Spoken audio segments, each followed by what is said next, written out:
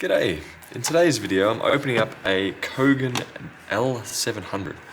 This one I've partially started to do a screen replacement on and then found no screens I've tried will actually display on it. So I want to investigate further to see what I can find. At the minute, looks like we're already missing a screw, which isn't exactly a good start. Considering I was told this is only a couple of weeks old, this device. I'm just using a 000 Phillips head screw. So far all the screws are in obvious locations. And so far the back screws are longer than the front screws.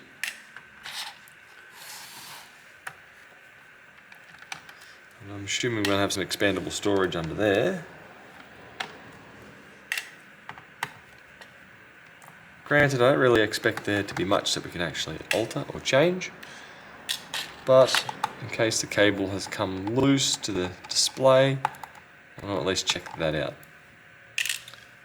I feel like taking these screws out is not going to be needed for considering I want to remove the whole back cover, the bottom cover. There we go. So we do have looks to be an NVMe slot over here, or M.2.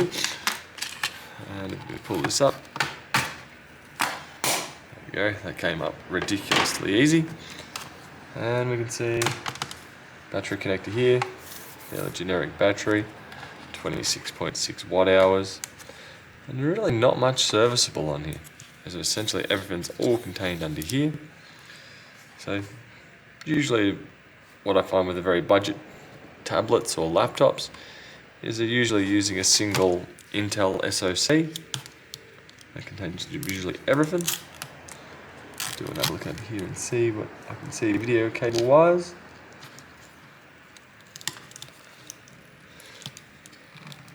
But if you need to expand your storage, that is definitely possible on this device.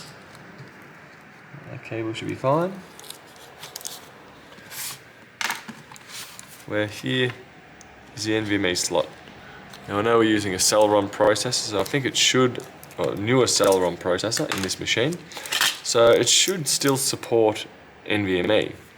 I don't believe it will support M-SATA, very well may, but, no sorry, muddling terms there. I don't think it supports M.2 SATA. I think it would be M.2 NVMe or PCIe. But really there's not much that can be done. You can disconnect your battery, you can disconnect the front speakers, looks to be the antenna for the Wi-Fi card over here.